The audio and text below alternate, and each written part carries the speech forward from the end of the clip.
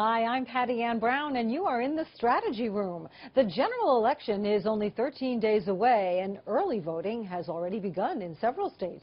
According to the National Conference of State Legislatures, 37 states now offer voters a way to cast their ballots early, either in person or by absentee ballot. This idea of convenience voting remains controversial. Some states question whether it could lead to fraud. Others say it's good for our democracy since it brings in people who can't make it to the polls on election day or shy away from long lines. So joining us now, Democratic strategist Joe Lestingi and Republican strategist Charmaine Yoest. Welcome to both of you. Hi, Patty Ann. Thanks for having us. So according to the Huffington Post, as of Sunday, 5.9 million people have already voted early in this election cycle. Joe, what do you make of this trend? Well, I am one of them, and I'm actually really proud to be one. We've seen these numbers growing over the past 3 or 4 cycles as more states have incorporated this. Just to give you an example, in the state of Arizona, they have this list called the Permanent Early Vote List. It's people who are automatically mailed their ballots.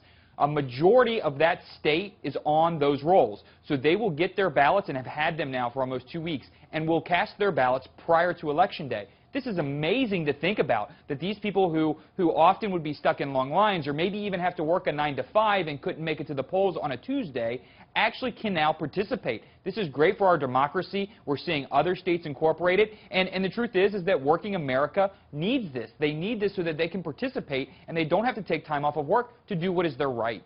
You know, the Associated Press reports that early voters are projected to make up more than half of the electorate in 6 crucial states. The conventional wisdom is that early voters tend to vote Democrat. Charmaine, do you agree with that? And what is your take on early voting? Well, you know, there is the old joke, vote early, vote often. So I'm with Joe. I'm voting absentee as well. You know, there's a lot that's positive about it. I completely agree that we should have more people voting. The real catch is they need to be alive.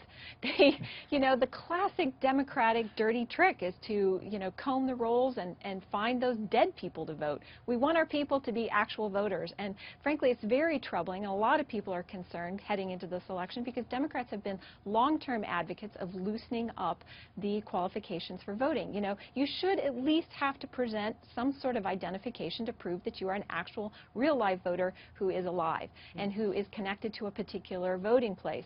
There's some baseline things that we have to maintain in order to keep our democracy, having people having a trust in the validity of the voting process. So that would be my one concern. Otherwise, I think it's a really great thing. And frankly, the exciting thing is that the data that we're seeing shows that the early voting is tending to favor Republicans. So I hear you, Joe, but that's what we're seeing. That's not even close to accurate. We are seeing an increase in Republicans, which goes to underscore the enthusiasm gap that Hillary has struggled with through this entire campaign. Okay, so Joe, another downside to early voting is that these voters miss some of those October surprises that come up late in the game. I mean, for Mrs. Clinton, WikiLeaks would be an example. For Mr. Trump, it would be these new accusations of sexual misconduct. Might these scandals have changed some voters' minds? Is there the potential that some might regret their vote as some revelations come out?